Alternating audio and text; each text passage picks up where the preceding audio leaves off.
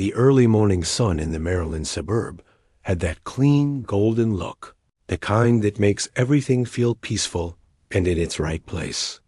It painted the neat lawns and the quiet streets in a soft light. Officer Ben Carter, a man with lines on his face that spoke more of patience than age, guided the patrol car with a light touch.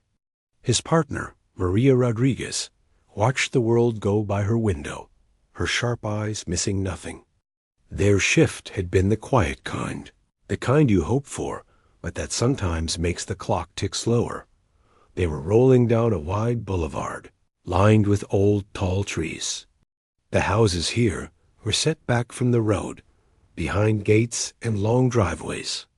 It was a place of whispered money and quiet power, not the usual scene for anything more exciting than a speeding landscaper's truck.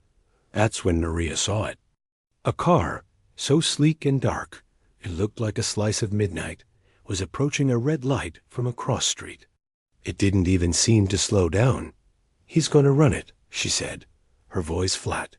Ben glanced over. The light was as red as could be. The Rolls-Royce, because that's what it was, a phantom.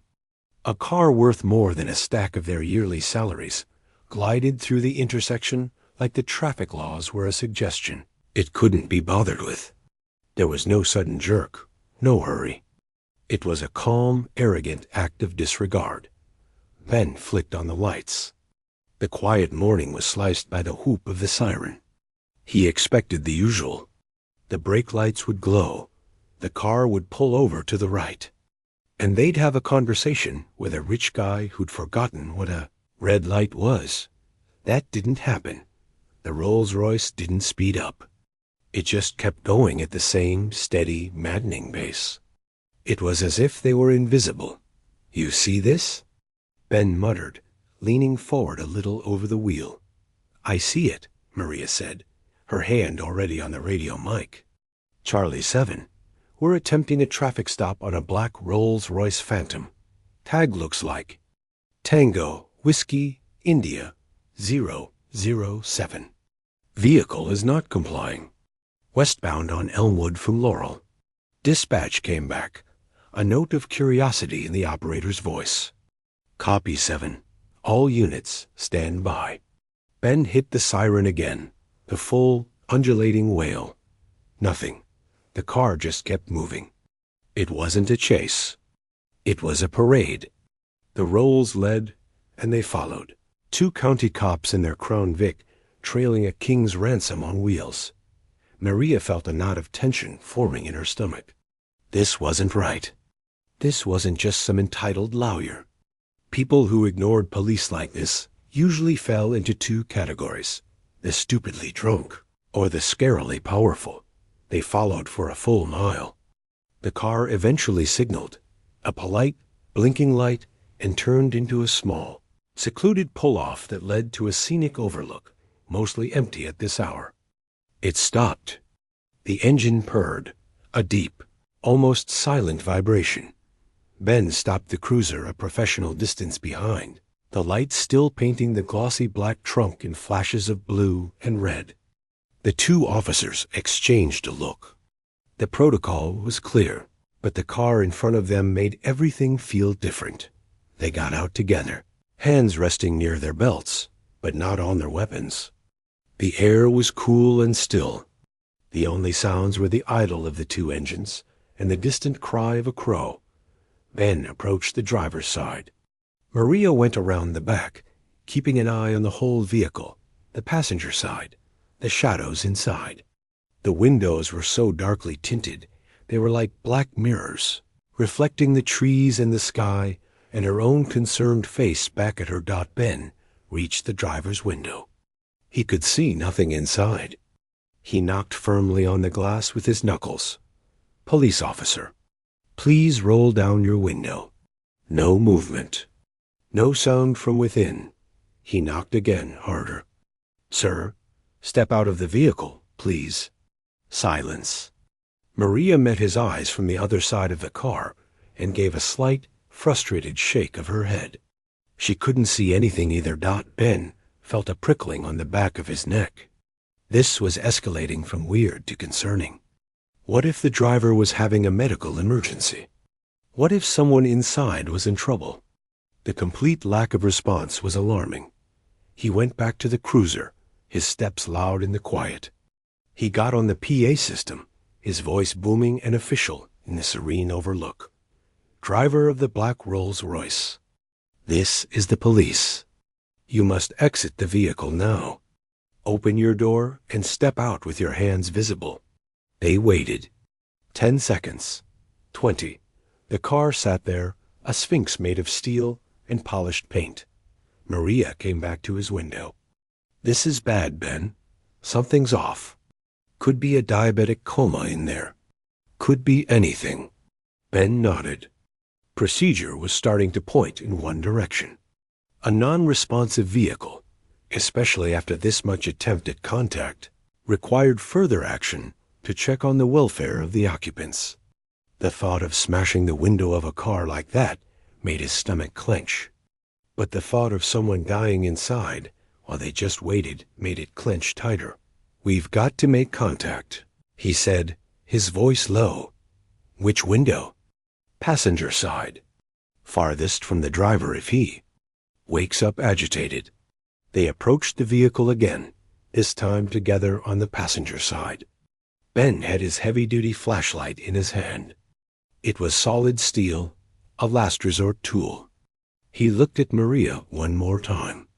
She gave a grim nod. The welfare check was now the priority. He took a breath, pushed all thoughts of the car's value and the possible owner from his mind, and focused on the blacked-out window. With a sharp, practiced motion, he drove the butt of the flashlight into the center of the glass. The sound was shockingly violent in the quiet morning. A spiderweb of cracks exploded across the window, and then it gave way, crumbling inward with a crystalline crash. And as the window smashed open, the world inside the Rolls-Royce rushed out to meet them. It wasn't the smell of rich leather or polished wood. It was a thick, heavy smell that hit them first, a sour mix of stale sweat, of old food, of something medicinal, and underneath it all, the unmistakable, heartbreaking scent of human fear. Their eyes adjusted to the dim interior. The driver, a man with a severe haircut and a stiff posture, was slowly turning from the wheel. His face was a cold mask, but his eyes were wide with a fury he was trying to control. He opened his mouth to speak, but Ben and Maria didn't see him. Not really. Their gazes were pulled past him, into the deep back seat of a luxury car. There, huddled together on the pristine leather, were 3 children. They were small, shockingly thin, their clothes hanging off them like rags. Their faces were pale and smudged with dirt. One had his arms wrapped around his knees, rocking slightly. A little girl with matted hair was staring at the new hole in her world with eyes so huge and terrified they seemed to swallow her whole face. The third, the smallest, was just curled into a ball, facing the seat. They flinched from the sudden sunlight and the cold air pouring in, shrinking back as if expecting a blow. They didn't make a sound. In that frozen second, the man in the driver's seat found his voice. It was flat, ice-cold, and carried a tone of absolute authority. "This is a national security matter," he said, enunciating each word like a weapon. "You will step back from the vehicle. Right now." The world seemed to stop for a heartbeat. The only sounds were the gentle hum of the Rolls-Royce's engine and the ragged, too quiet breathing from the back seat.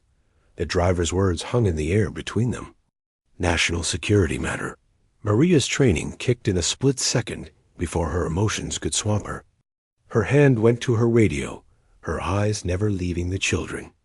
Her voice, when she spoke into the mic, was low and urgent, betraying none of the storm inside her. Charlie 7. "We have a situation. Non-compliant vehicle, multiple juvenile occupants.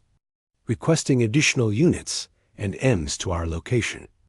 Possible welfare check." The man in the driver's seat didn't move.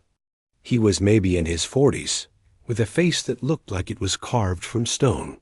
He didn't look like a kidnapper from a movie. He looked like a soldier or a very serious accountant. His clothes were plain but perfectly fitted. He watched Maria make the call, and a flicker of irritation crossed his face. "You are making a significant error," he said, his voice still that same chilling monotone. He slowly, deliberately, reached into his inside jacket pocket. "Keep your hands where I can see them." Ben's voice was sharp, cutting through the strange quiet. His own hand was resting on the grip of his sidearm. His body tensed. The driver paused.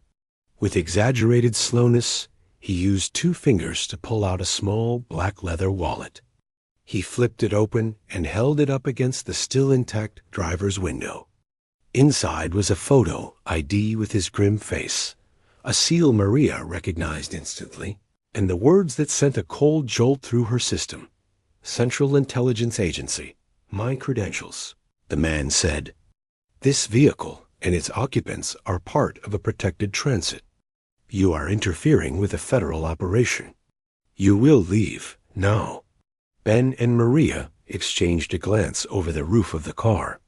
The ID looked real. The authority in his voice was convincing. For a dizzying second, Ben felt the ground shift under his feet. Had they just smashed a window on a CIA operation? The potential fallout was a bottomless pit. But then he looked past the ID, through the smashed window. The little girl in the back seat met his eyes. Hers were a deep brown, wide with a terror that was older than this moment. She wasn't looking at a police officer. She was looking at a possible monster in a uniform. She shrank back, trying to make herself smaller. That look decided it. "Sir," Ben said, his voice firmer now, "I don't care what your ID says. You were driving a non-responsive vehicle with children in the back who appear to be in distress. You will turn off the engine and step out of the car. We are going to ensure their safety." That is not a request. A real emotion finally touched the driver's face, disbelief, followed by a cold anger. "You have no idea what you're doing. The security of this nation, the safety of these kids is my concern right now," Maria interrupted, her own anger starting to simmer. She was leaning down slightly, trying to make herself less threatening to the children. "Hey," she said softly, her voice completely different from the one she'd used on the radio. "It's okay. You're okay now. We're here to help." She offered a small, careful smile. The children didn't react. They just stared. The boy who had been rocking had stopped, frozen now. The distant sound of sirens, faint at first but growing stronger, broke the stalemate. Help was coming. The driver heard it too. His jaw tightened. He looked from Ben's resolute face to Maria's, which was now turned with fierce protectiveness toward the kids. He saw he wasn't dealing with officers who would be easily cowed by a badge, even one like his. "You are dooming these children," he said. But the absolute certainty was gone from his voice, replaced by a frustrated fury. He turned the engine off with a sharp twist of the key. Ben kept his position. "Now step out, slowly. Keep your hands visible." With a look of pure contempt, the man opened his door and stood up. He was tall, rigid. He placed his hands on the roof of the car.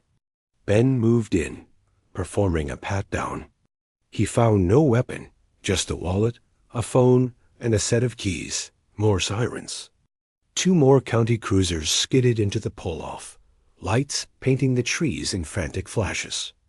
Officers poured out, their hands on their weapons, confusion on their faces as they took in the scene. The smashed window of a Rolls-Royce, their 2 colleagues, a stiff-looking man in handcuffs, and one of the new officers, a veteran with gray in his hair, peered into the back of the Rolls. His face went pale. "Good Lord," he whispered. The arrival of backup broke the strange spell holding the children. The little girl in the back seat began to cry. It wasn't a loud wail, but a silent, shaking weep, tears carving clean tracks through the dirt on her cheeks. The sound was worse than any scream. Eames is 2 minutes out. An officer called Dot Maria couldn't wait. She holstered her own weapon. "I'm going in," she said to Ben, who nodded. Dot. She approached the broken window, moving slowly. She didn't reach in. She just crouched down so she was at their eye level. The smell from inside was stronger now: sweat, fear, and something else, like old medicine and stale milk. "Hi," she said, her voice barely above a whisper. "My name is Maria. That's Ben. We're police. We're not going to hurt you. We want to get you out of there, get you some help. Is that okay?" The little girl just cried harder, shaking her head. She didn't understand the words, Maria realized. She only understood the tone, the uniforms, the chaos. The boy who had been frozen spoke. His voice was a dry rustle, his English heavily accented but clear. "He said you would take us. He said you would put us in cages." He pointed a thin, trembling finger at the driver, who stood handcuffed by a patrol car, staring straight ahead as if none of this concerned him. Maria felt a hot rush of rage so strong it made her vision blur for a second. She swallowed it down. This wasn't the time. He was wrong, Maria said, putting every ounce of sincerity she possessed into the words. "We are here to help. I promise you. No cages." Ben had joined her, his large frame blocking the view of the driver. He looked at the children, really looked. They were so thin their collarbones stood out like little wings under their skin. Their hair was lank and needed washing. Their clothes, though dirty, were of good quality, but they didn't seem to fit right, as if they'd been bought for someone else. The third child, the smallest one curled up, finally moved. It was a boy, maybe 4 or 5. He uncurled slowly and looked at Ben with huge, vacant eyes. He didn't speak. He just looked. The EMS unit arrived then, 2 paramedics with a kit. The normalcy of their uniforms, the medical gear, seemed to calm the situation a fraction. One of them, a woman with a kind face, crouched next to Maria. "Okay, sweethearts," the paramedic said in a warm, motherly tone that seemed to transcend language. "Let's get you checked out. You must be thirsty, huh?" At the word thirsty, the little girl's crying hitched. She gave a tiny, almost imperceptible nod. It was the first communication, the first crack in the wall. Maria felt a lump form in her own throat. She blinked hard. Dot very slowly, with the paramedic talking softly the whole time. They helped the children out through the broken window, one by one. They were light as birds, fragile. They clung to the blankets the paramedics wrapped around them, their eyes darting nervously between the kind faces and the silent, handcuffed driver. Dot. As the EMTs began a basic assessment, Maria stood back up. Her legs felt shaky. Ben came to stand beside her. They watched as the children were given bottles of water. They drank in small, desperate sips, their eyes wide over the rims of the bottles. Neither officer spoke. There were no words for what they were seeing, for what they had stumbled into. The pristine luxury of the car, a symbol of unimaginable wealth and power, and the 3 broken, terrified children they had pulled from its dark interior. The 2 things did not belong in the same world, and yet here they were. The driver watched it all, his face a cold, impassive mask. He had stopped protesting. He just waited. Ben knew that look. It was the look of a man who knew this was just a temporary setback. That bigger wheels were already turning to crush this little local problem. But looking at the little girl, now shivering under a foil blanket and holding on to the paramedic's hand as if it were a lifeline, Ben didn't care about the wheels. He and Maria had drawn a line in the sand of this quiet overlook. And for now, on their side of that line, these kids were safe. The crying had stopped. A heavy, waiting silence had taken its place, broken only by the soft words of the paramedics and the crackle of police radios. The real storm, Ben knew, was still to come. The quiet of the overlook was gone, replaced by a tense, humming energy. The three children sat on the open tailgate of the ambulance, wrapped in silver blankets that crinkled with every small movement. They looked like survivors from a shipwreck, huddled together for warmth that didn't seem to reach their eyes.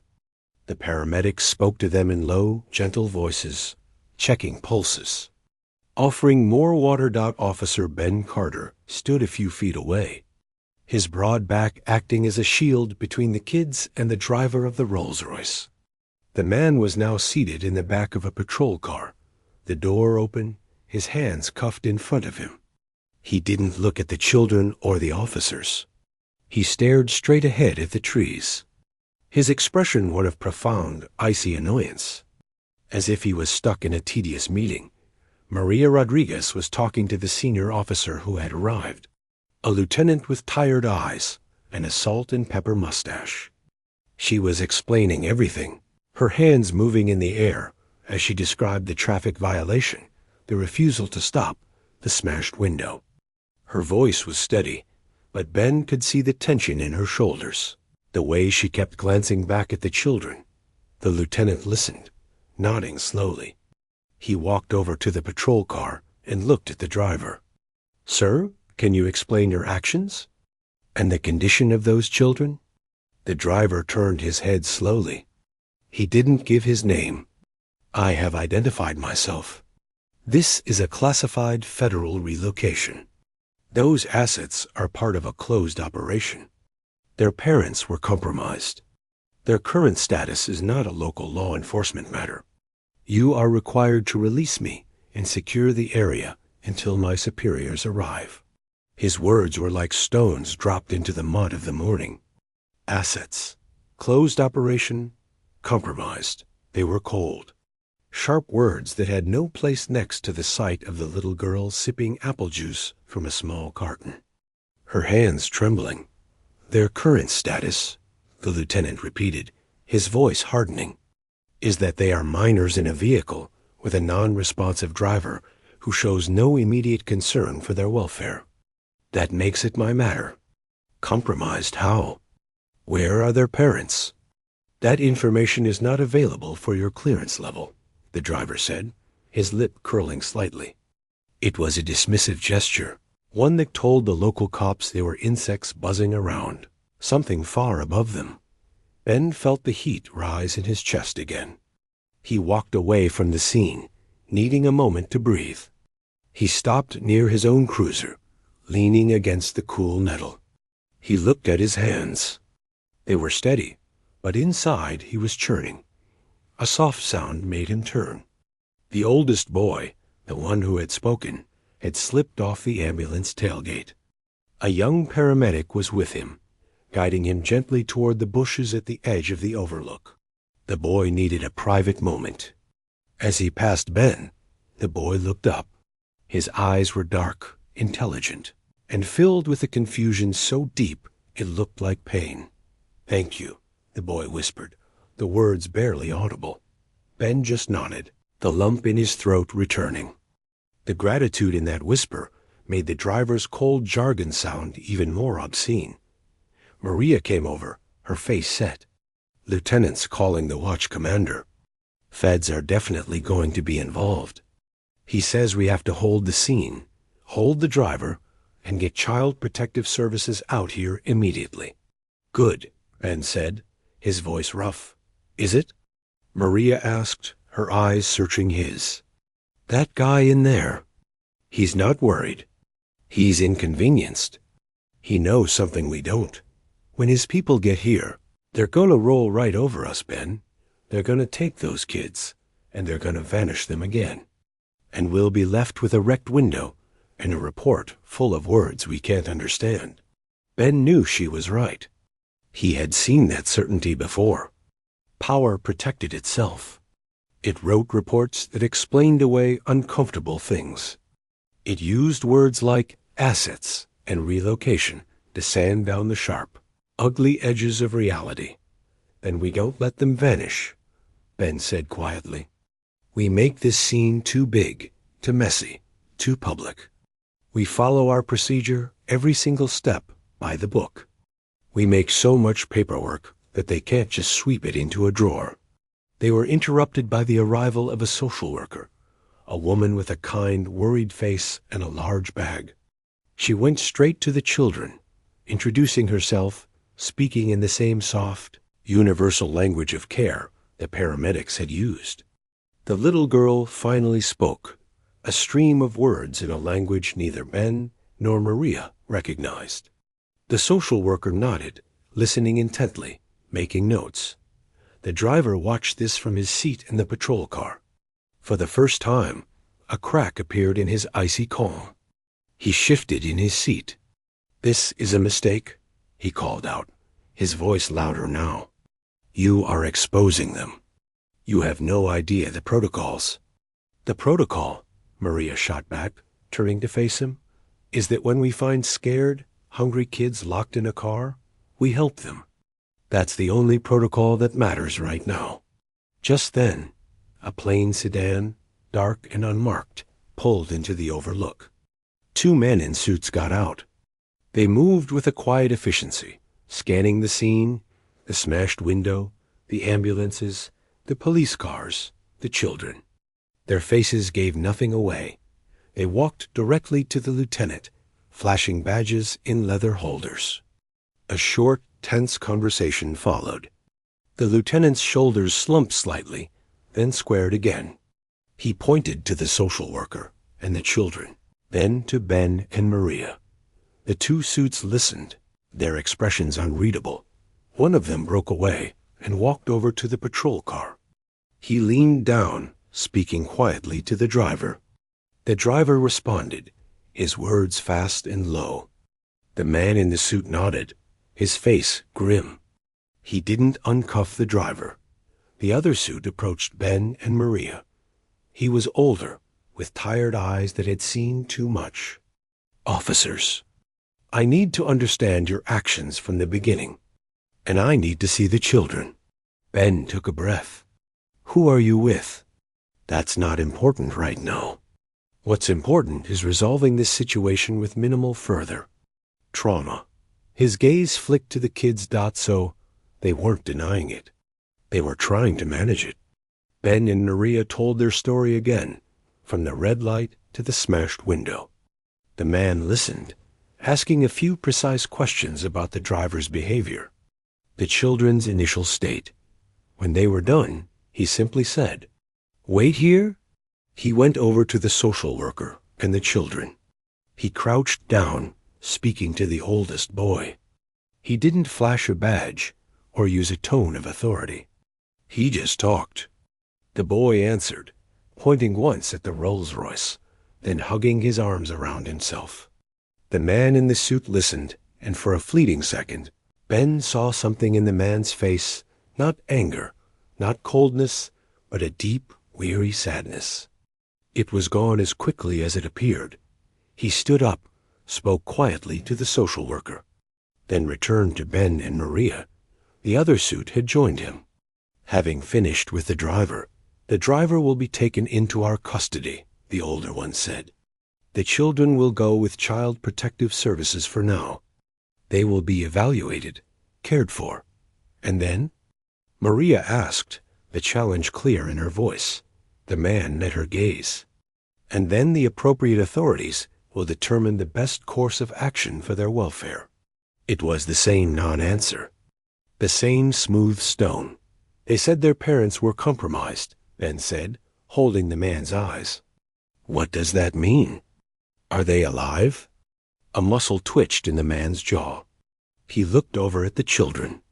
The little girl was now holding a stuffed bear a paramedic had produced from a kit. She was clutching it to her chest, her head resting on the social worker's shoulder. "The situation is complex," the man said finally, his voice lower.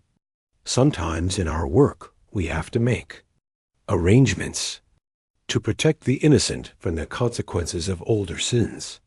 The driver's methods were extreme, and his judgment was poor, but his core directive was to protect them. from a world that can be very cruel to people with certain histories. He wasn't defending the driver, Ben realized. He was explaining a tragedy, a horrible, messy, ongoing tragedy that had just spilled out onto a Maryland roadside. They were scared of us, Maria said softly. He told them we'd put them in cages. The man closed his eyes for a brief moment. When he opened them, the sadness was back, clearer now. Fear is a powerful tool, and sometimes it's the only tool people like him know how to use. He looked at the two officers. You did your jobs. You saw something wrong, and you acted. That will be in our report. It wasn't thanks. It wasn't an apology. It was just a fact. He turned and walked away, joining his partner. Together, they oversaw the transfer of the driver from the county patrol car to their own sedan. They didn't speak to him. They just put him in the back and drove away, leaving the local cops with the aftermath. Ben and Maria stood together, watching as the social worker gently led the three children to a van. They walked slowly, wrapped in their blankets, holding on to toys and juice boxes. The little girl looked back once, her eyes finding Maria's. There was no smile, but the raw terror was gone, replaced by a cautious, exhausted confusion. It wasn't a happy ending. It was just a pause. The tow truck arrived for the Rolls-Royce. The flashing lights of the emergency vehicles were turned off, one by one. The ordinary sounds of the morning, the birds, the distant hum of traffic, began to seep back in, but nothing felt ordinary. The quiet luxury of the overlook had been shattered, not just by broken glass, but by the glimpse of a hidden world where children could be called assets, and protection could look an awful lot like kidnapping. The lieutenant came over, clapping a hand on Ben's shoulder. Paperwork's going to be a nightmare. You two okay? They nodded, not trusting themselves to speak. They were okay. They were just cops who had done their job. But as they got back into their cruiser, the image of those three small figures getting into the social worker's van was seared into their minds. They had drawn a line in the sand. They just had no idea what was on the other side of it. The ride back to the station was silent. Ben drove, his hands tight on the wheel. Maria stared out the window, watching the normal world blur past people getting coffee, walking dogs, living a life where the word asset only meant money in the bank. It felt like they were returning from another planet, one with its own dark rules. The station buzzed with its usual low hum of ringing phones and typing, but it fell quiet as they walked in. Eyes followed them. Word had already spread, twisted and turned into wild rumors. A kidnapping ring busted, a terrorist caught, a movie star's kids rescued. The truth was stranger and heavier than any of that. The lieutenant waved them into his office and shut the door. The air felt thick. Okay, he said, sinking into his chair with a sigh. The feds, the ones who are actually from the agency, not just the driver, have made contact. They've invoked a whole stack of national security protocols. They're sending a team to debrief us. Debrief us or bury us? Maria asked, her arms crossed. The lieutenant gave her a tired look. Let's call it managing the narrative. Our report needs to be precise.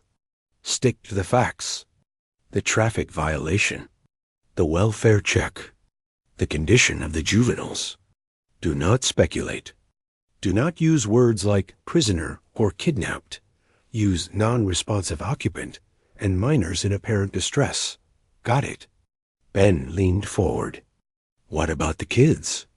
Where are they? With Child Protective Services at the county receiving home. For now. The feds have a lawyer there already, talking about guardianship and relocation. It's a mess. He rubbed his temples. Look, you did the right thing, but you also stuck a stick in a hornet's nest. Now we've all got to be careful not to get stung. The next few hours were a blur of paperwork. Writing their statements felt like translating a nightmare into bureaucrat speak. How do you describe the smell from the car?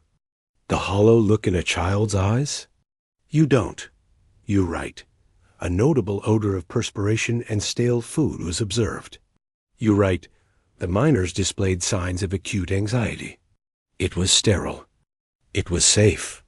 It made Ben feel sick. In the early afternoon, the federal team arrived. There were 3 of them, 2 serious-looking men and a woman, all in suits that cost more than a month's rent. They took over the small interview room. They called Ben in first. The woman led the questioning. She was polite, professional, and as warm as a marble countertop. Officer, walk us through your decision to break the vehicle's window. Ben did, sticking to the facts, just as the lieutenant said. At any point, did the driver identify himself? After the window was broken, he held up credentials and stated it was a national security matter. And did you believe his credentials were authentic? They appeared to be. But my primary concern was the welfare of the children in the back seat. They appeared to be in distress. The woman made a note. Distress. Can you elaborate? Ben hesitated. They were visibly frightened, malnourished. One was crying silently. They recoiled from contact. The driver has stated the children have complex medical and psychological histories from living in a conflict zone. Their reaction could be attributed to that, not to any misconduct on his part. Would you agree? Ben felt the trap being laid. Acknowledge the possibility, and the driver's story gains ground. Deny it, and you're diagnosing children you saw for 10 minutes. I can only report what I observed, he said carefully. I observed 3 scared, thin children in a locked car with a non-responsive adult. My actions were based on that observation. The questioning went on like this, a careful dance where every one of Ben's human reactions was reframed as a possible procedural misstep. Did he consider less damaging methods of entry? Was he aware of the value of the vehicle? Did his partner make the radio call before or after he shattered the window? The timeline was picked apart, minute by minute. When Maria went in, it was worse. They focused on her radio call.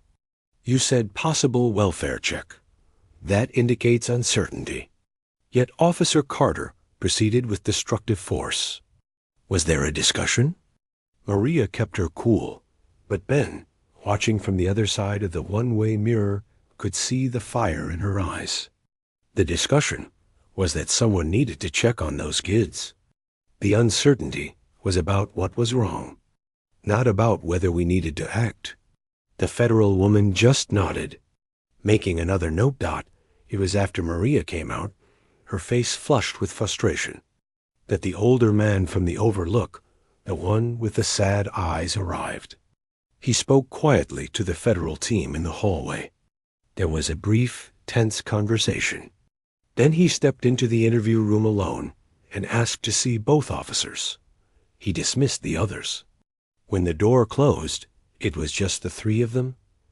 This isn't an official part of the review, he said, his voice low. My name isn't important, but I was the case officer on the operation those children came from. Ben and Maria stayed silent, waiting. Their parents weren't criminals, the man said, looking down at his hands. They were clean, but the nails were bitten short. They were assets, too.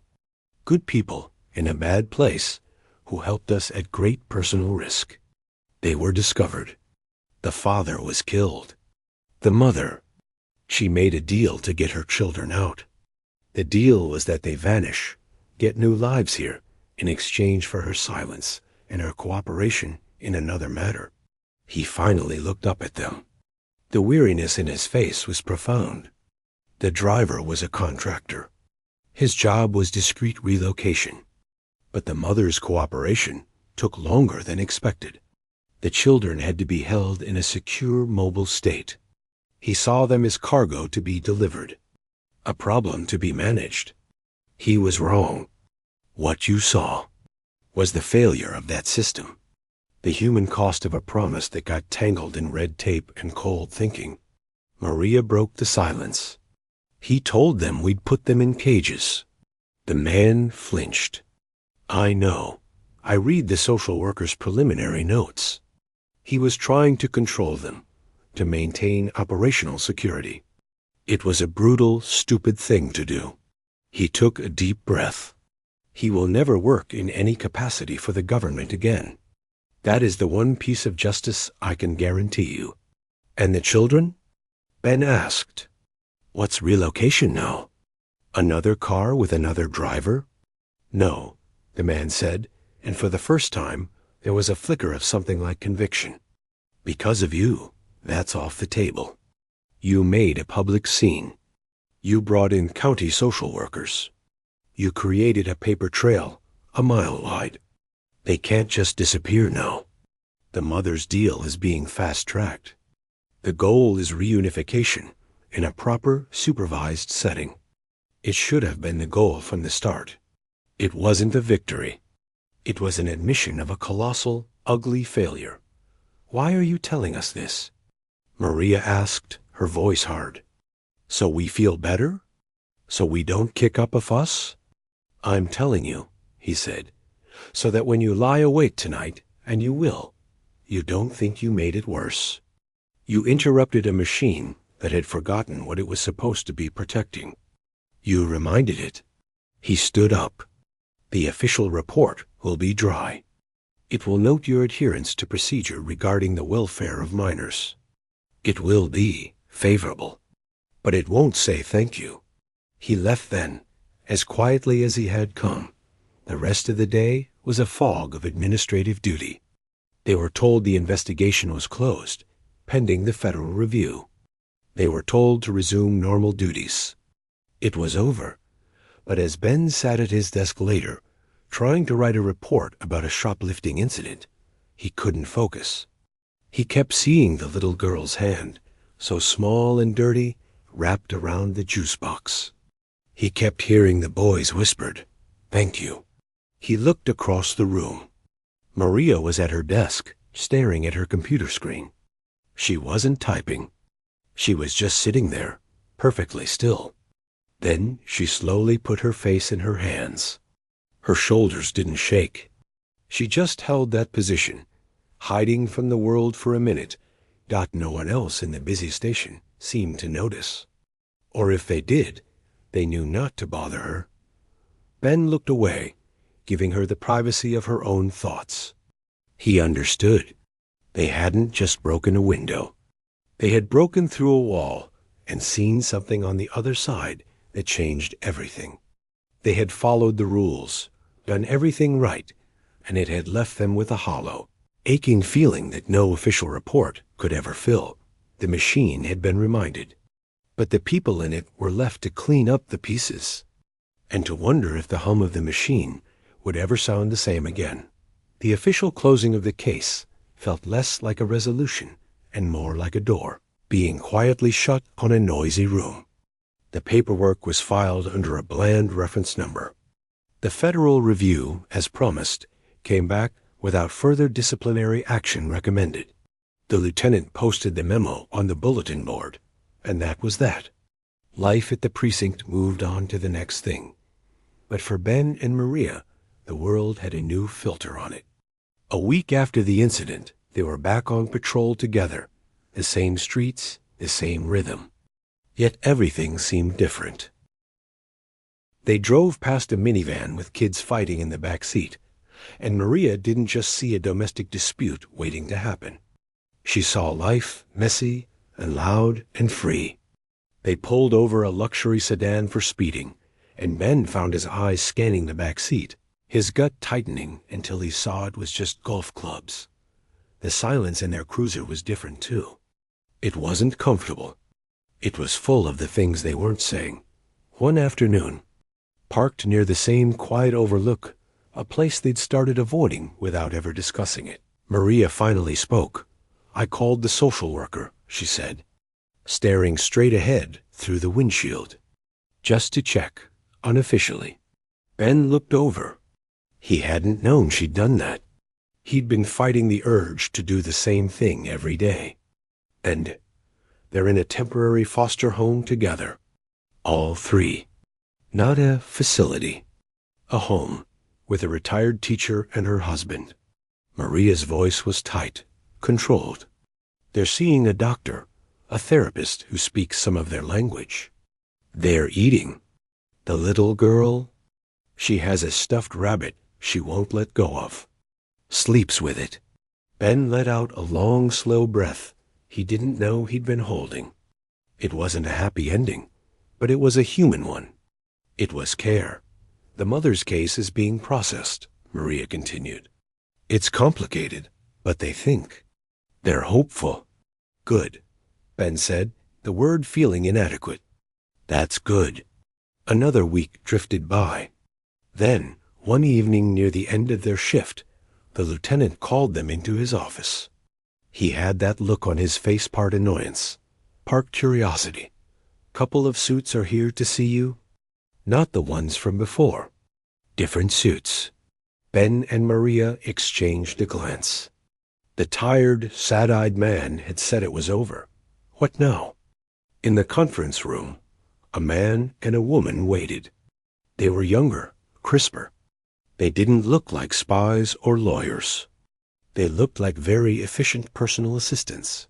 Officers, the woman began with a polite, impersonal smile.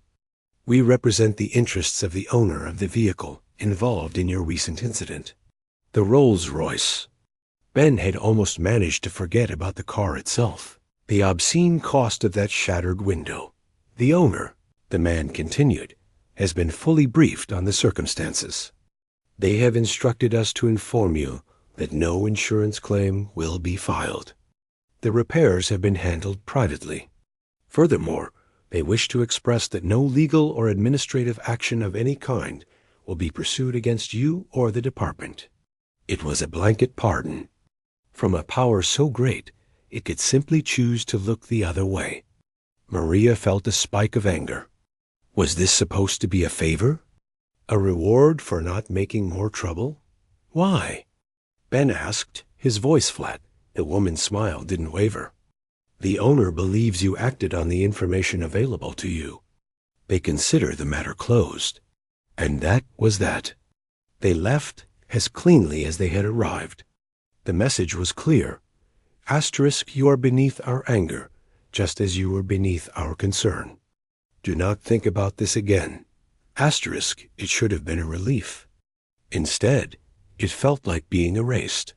That night, after their shift, they didn't head straight home. By an unspoken agreement, they ended up in a quiet corner of a diner a few blocks from the station. A place with sticky floors and coffee that was always a little too strong.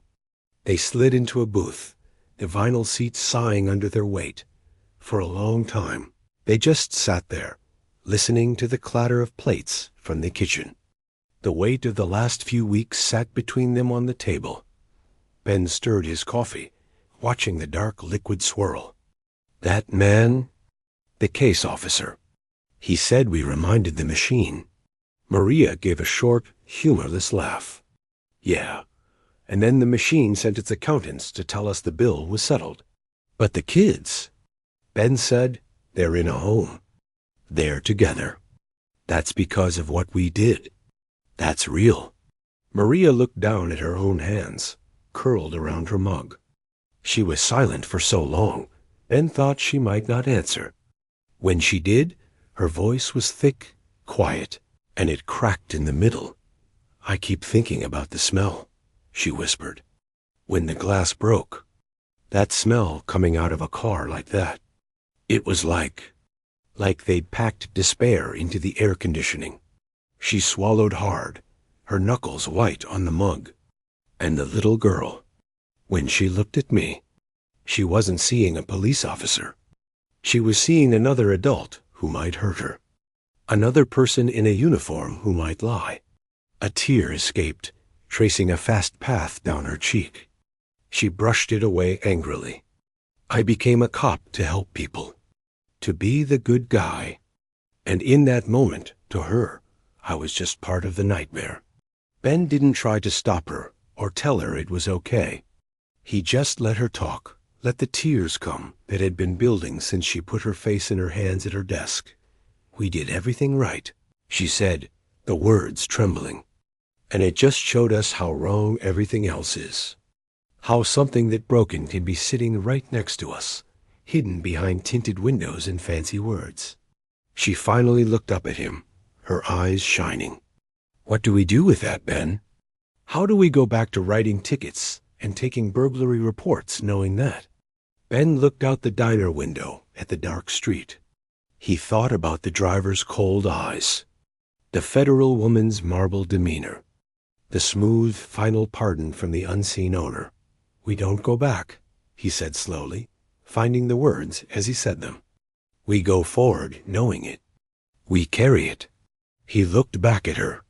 That's the job now, not to forget what's behind the windows. He felt his own eyes grow hot.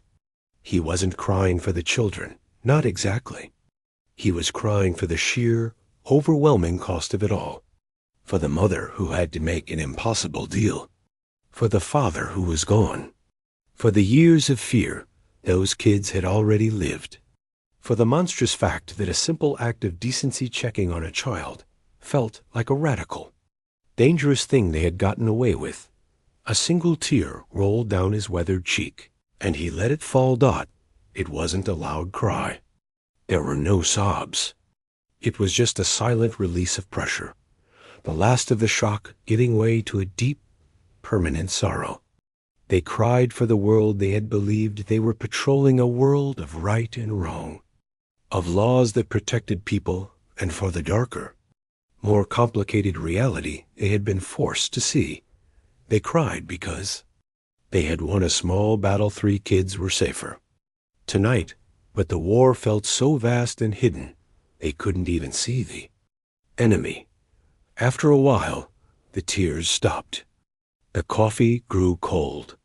The diner hummed around them, a world of ordinary problems and ordinary joys. Maria took a deep, shaky breath and wiped her face with a napkin. "Okay," she said, the word sounding hollow at first, then firmer. "Okay?" Ben nodded. They didn't hug. They didn't make any grand promises. They just sat in the shared space of their exhaustion and their newfound, heavy knowledge. They paid the bill, left a tip, and walked out into the cool night air. They paused by their cars. "See you tomorrow, partner," Ben said. "Yeah," Maria said. "Tomorrow." They got into their separate cars and drove toward their separate homes. The road ahead was the same as it had always been. But they were different drivers now. They would still answer calls, still write reports, still help the people they could. But they would always listen a little harder, look a little closer, and remember the day they smashed a window and found a truth that made even the police cry. And in that remembering, they carried a small, fragile piece of hope that they had, against the immense, silent machine of the world, done one thing right.